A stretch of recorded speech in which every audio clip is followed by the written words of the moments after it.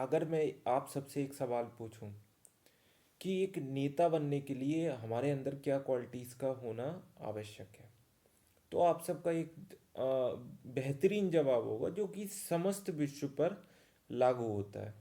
जैसे कि आप कहेंगे कि आपका एक कर्तव्यनिष्ठ होना आवश्यक है, एक बेहतरीन मतलब सामाजिक समझ का होना आवश्यक है, राजनीतिक समझ का आपके अंदर होना आवश्यक है, लोगों के साथ जनसंपर्क होना आपके लिए आवश्यक है, और उसके अलावा आपके पास बेहतरीन टीम, बेहतरीन संसाधन, आपके अंदर बेहतरीन अधिक से अधिक संघर्ष करने की क्षमता, एक कॉन्फिडेंस का होना आवश्यक है, और अपने कार्य के प्रति थोड़ी बहुत ईमानदारी हम इसमें ऐड कर सकते हैं, ये भी होना चाहिए। क्योंकि जब आप हमेशा मतलब कहते हैं ना, थोड़ा बहुत तो कुछ दिखना चाहिए ना, ईमानदारी वाला।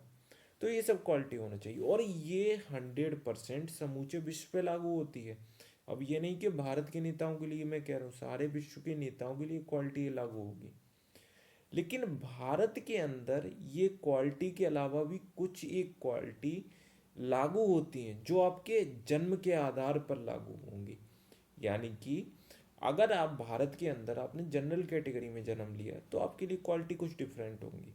अगर आपने ओबीसी में लिया है तो आपके लिए क्वालिटी जनरल वाली भी हो सकती हैं, लेकिन ओबीसी के लिए कुछ एक थोड़ा सा आपके लिए डिफरेंस क्रिएट हो जाएगा। अगर आपने एससी के लिए लिया है तो सुहान अल्लाह, मतलब क्वालिटी की तो फिर ज़रूरत ही नहीं है, मतलब सब कुछ अलग है, वो अभी डिटेल में बताते हैं। अगर आपने जनरल कैटेगरी में जन्म लिया है तो आपको समाज के साथ जुड़ना आना चाहिए, लोगों के साथ बेहतरीन व्यवहार होना चाहिए, अच्छी राजनीतिक समझ होनी चाहिए, अलग अलग जगहों पे लोगों के साथ अच्छे से कांटेक्ट होने चाहिए। जब वो समस्याओं में हो लोग, तो उनके समर्थन में आपको सर्वथा खड़े होना चाहिए, उनके साथ जाकर उनकी समस्याओं को समाधान भी करना आना चाहिए। तब लोग आपको अपना एक नेता मानेंगे और आपको उसके लाभ भी मिलेंगे, या फिर आप ताकतवर, रसूखदार या फिर अमीर नेता बन के उभर के सामने आएंगे। ये जनरल कैटेगरी में अगर आपका जन्म हुआ है तो आप पे ये लागू होता है। अगर आपका जन्म ओबीसी कैटेगरी में हुआ है तो जो भी रास्ता जनरल कैटेगरी वालों के लिए था, सेम रास्ता आपके लिए भी होगा। सेम रास्ता, पहले इससे प्रयास करके देख लो। हाँ, अगर इस रास्ते से आपको सफलता नहीं मिल पा रही है, या फिर आप उतना संघर्ष नहीं कर पा रहे हैं, आपके अंदर उतनी काबिलियत नहीं है, लीडरशिप की उतनी मात्रा नहीं है, तो उस चीज को आप छुपाने के लिए या फिर इग्नोर करवाने के लिए शॉर्टकट भी ले सकते हैं। अब शॉर्टकट यहाँ पर ये रहेगा, अब शॉर्टकट ये नहीं है कि पूरा शॉर्टकट ही ले लिए, मतलब हल्का सा तुम्हें एक जॉइंट मिल जाएगा जिससे आप संघर्ष करने वाले, मेहनत करने वाले नेता के बगल में आके खड़े हो जाओगे। फिर भी थोड़ा बहुत तो करना पड़ेगा आपको। तो यहाँ पर क्या है कि ये क्वालिटियों को थोड़ा आंशिक रूप से अपने अंदर रखो। जनसंपर्क थोड़ा बहुत साधना आना चाहिए, थोड़े बहुत संसाधनों का इस्तेमाल करो, और लोगों से मेलजोल बना लो, उनका कॉन्फिडेंस थोड़ा बहुत लो। फिर अब आपको क्या करना है कि जो भी समस्याएं समाज में लोगों की या उनकी, तो उन समस्याओं को ठेकरा ब्राह्मणों के ऊपर फोड़ देना। इन लोगों की वजह से, ये कहना कि इन लोगों की वजह से आज हम इतना बुरी स्थिति में, इन लोगों की वजह से ये समस्या है, अगर ये लोग नहीं होते तो आज हमारे यहाँ सोने के थाल होते और उनमें हम खाना खा रहे होते। मतलब ऐसे लोगों को थोड़ा बहलाना फुसलाना है। हाँ, लेकिन एक बात याद रखना, जो जनरल वाली स्टार्टिंग की मैंने कैटेगरी बताई थी, उनमें से कुछ एक गुण तो होने चाहिए तुम्हारे अंदर। नहीं तुम यही सोचो कि ब्राह्मणों को गाली दे दे कर ही लोग हमें सेलेक्ट कर लेंगे। वो इतने बड़े भी ओबीसी वाले गधे नहीं है कि तुम ब्राह्मणों को गालियां दोगे और वो इसी बेसिस पे तुम्हें अपना नेता बना लेंगे। थोड़ी बहुत क्वालिटी करके बताओ, ब्राह्मणों को थोड़ा बहुत गालियां दे दो, इससे तुम एक शॉर्टकट मिल जाएगा, इनिशियल बूस्ट मिल जाएगा। अब ये नहीं कि तुम सक्सेसफुल हो गए। अब एक आती है तीसरी कैटेगरी, वो कैटेगरी एससी। अब एससी कैटेगरी में जो पहला रास्ता जनरल कैटेगरी के लिए था, मेहनत वाला, संघर्ष वाला, वो तुम्हारे लिए रास्ता बना हुआ है। अगर तुम ये रास्ते से जाना चाहो तो एक दिन ना एक दिन तुम्हें सफलता आवश्यक रूप से मिलेगी। लेकिन यहाँ पर आपको कैटेगरी का लाभ नहीं मिलेगा, आपको एज ए जनरल ही ट्रीट करके ही आपको सफलता मिलने वाली है। लेकिन लेकिन जब आप पूर्ण रूप से शॉर्टकट लेने के विचार बना लो, मतलब थोड़ा अपने आप को गिराना, अपना कैरेक्टर नीचे लेकर आ जाओ, असत्य को कॉन्फिडेंस के साथ बोलना आपके अंदर आ जाए, और लोग तुम पर विश्वास करना भी आ, जैसे अगर तुम फैक्ट को रिजेक्ट करना सीख जाओ, जैसे कि तुमसे कोई कहे, जैसे तुमसे तुम्हारी माँ बोले कि तुम्हारे पिता का नाम ये है, तो तुम उसको अपनी माँ को यकीन दिला दो कि नहीं, तुम्हारे पिता का नाम ये नहीं, ये है, और तुम इस लेवल का तुम्हें झूठ बोलना आ जाए। हालांकि ये पूरी 100% क्वालिटी नहीं है, ये तो बेसिक नीड्स में आती है। जैसे कि हमें एग्ज़ाम देना है, सोशल का एग्ज़ाम देना, सोशल साइंस का देना है, साइंस का देना, तो हल्का फुल्का इंग्लिश लिखनी आनी चाहिए, ये उसकी तरीके, ये लैंग्वेज है एक तरीके से। जो क्वालिटी है वो मेन दूसरी है, सबसे बढ़िया।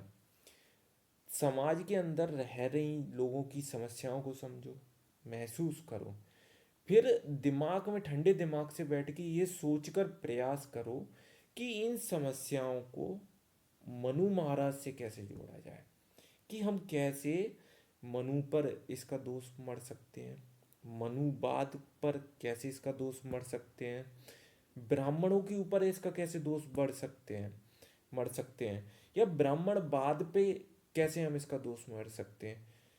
गालियाँ बेहतरीन बेहतरीन इजाद करो ब्राह्मणों के लिए, देवी देवताओं को कितने बेहतरीन तरीके से तुम गालियाँ दे सकते हो, वो ये सब तुम थोड़ा सोच के देख लो।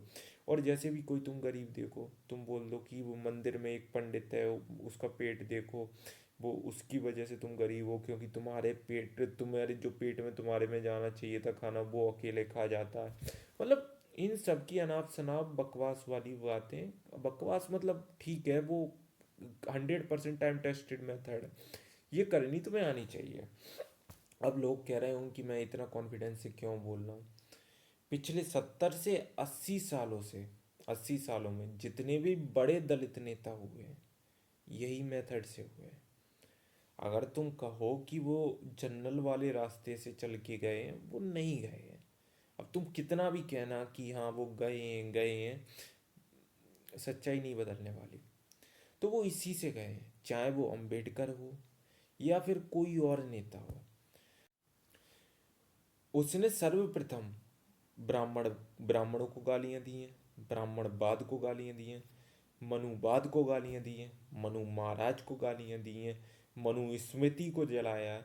तो जो भी एंटी ब्राह्मण, एंटी मनु, जो भी कार्य हो सकते थे उसने सारे किए।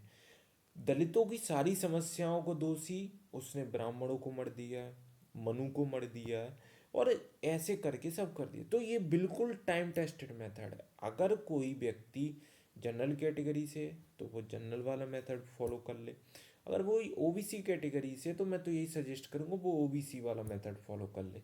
अगर कोई शेड्यूल कास्ट से बिलोंग करता है, तो वो 100% शेड्यूल कास्ट वाला मेथड फॉलो करना, क्योंकि शेड्यूल कास्ट में अगर ये वाला जो मेथड फॉलो करेगा जो अम्बेडकर ने किया था, उसका आपको बहुत विशेष और अतिरिक्त लाभ मिलेगा। मैं गारंटेड कह रहा हूँ, अगर ये मेथड अगर काम का ना हुआ, ये कारगर सिद्ध ना हुआ, तो जो आप कहोगे वो करने के लिए तैयार हो। बस ईमानदारी के साथ, ऐसे जैसे अपने बाप को बाप ना कहना, ये तुम्हारे अंदर क्वालिटी होनी चाहिए। अपनी जाति, अपने धर्म को धर्म ना कहना, वो तुम्हारे अंदर क्वालिटी हो जाए। अपने ही धर्म ग्रंथों को जलाना, वो तुम्हारे अंदर क्वालिटी हो जाए।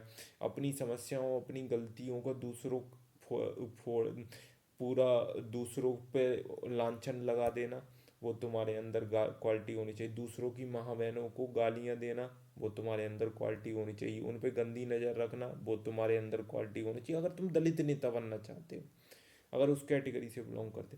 तो ये सारी क्वालिटीज़, और जितनी ज़्यादा ब्राह्मणों को, मनुवाद को, इन सबको गालियाँ दे सकते हो, वो भी देने की क्वालिटी तुम्हारे अंदर होनी चाहिए। तो बस यही सब है कि नेता बनने के लिए भारत के अंदर आपको ये क्वालिटियों की आवश्यकता पड़ेगी।